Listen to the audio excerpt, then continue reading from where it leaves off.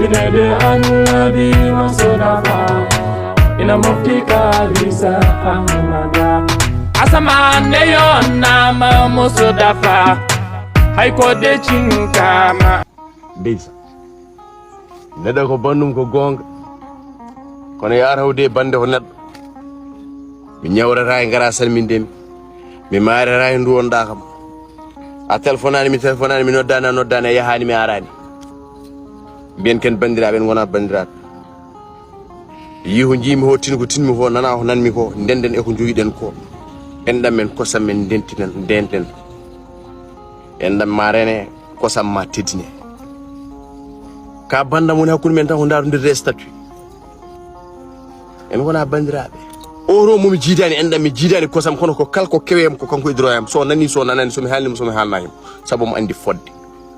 ay ganduɗo fodde o fatta ha haalne hunde nden fuɗɗo ɗum wadde min kay o haalnanimi min kay o tintinanimi o noddi yimɓe ala wad ko poɗɗa wadde c'est ton devoir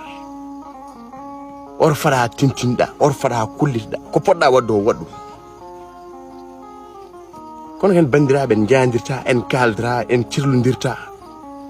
sa oppi bande jaggoya goɗɗo so goɗɗo jaggimo noon ganda on woni bande ananani kala jagguɗoma tinma yinma